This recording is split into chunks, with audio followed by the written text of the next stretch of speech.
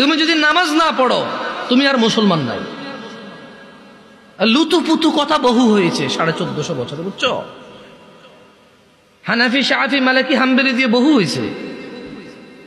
বুকে বাঁধা, নাভির নিচে বাঁধা, আমি নাচতে জোরে বলা নিয়ে বহু ঝগড়া করেছে। এবার বাদ দাও, পদ্ধতিতে যাইও না, পড়ো আগে নামাজ। তোমার পদ্ধতিতে প্রবলেম, তাই না? মানে আমার পদ্ধতির সাথে তোমার পদ্ধতির প্রবলেম, তাই তো? ওকে, এটাকে এক সাইডে রাখো, পড়ো পড়ো পড়ো। আমার নামাজ পড়ার পদ্ধতিতে তোমার আপত্তি, আমার নামাজ পড়ানোর পদ্ধতিতে তোমার আপত্তি, ওকে। তর্কের খাতিরে তোমার সাথে তর্ক করলাম না, তুমিও করিও না, তর্ক পরিহার করো, এতে রহমত।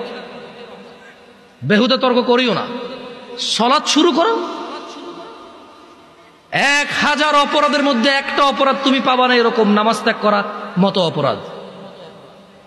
তোমার এই পৃথিবীর কোন নেক আমল হিসেব হবে না নামাজের আগে।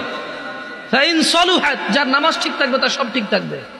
তো তোমাদের তোকে আগেই বললাম যে একটু একটা মাহফিল আসো, তোমাদের সাথে মাইক ছাড়াও কথা বলা যায়, জানো?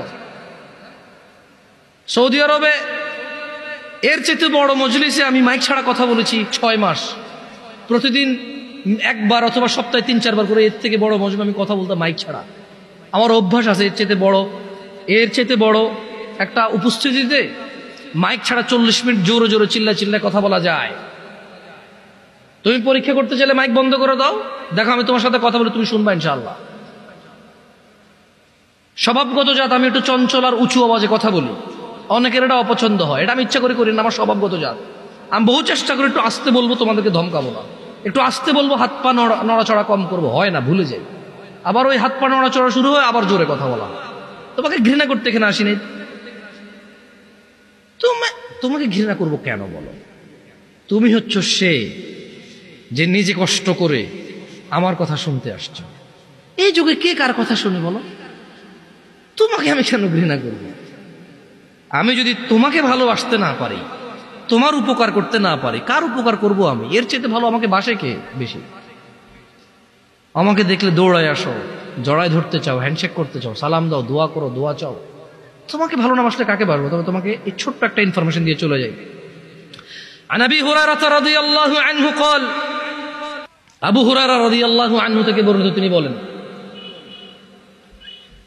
قال رسول الله صلى الله عليه وسلم, আল্লাহর রাসূল সাল্লাল্লাহু আলাইহি সাল্লাম বলেছেন, কুল্লু উম্মতি ইয়াদখুলুনা আল জান্নাহ ইল্লা মান আবা। আল্লাহ নবী সাল্লাল্লাহু আলাইহি সাল্লাম বলছেন, আমার উম্মতের সবাই জান্নাতে যাবে, আবা ছাড়া। قالوا ومن يابى يا رسول الله صلى الله عليه وسلم,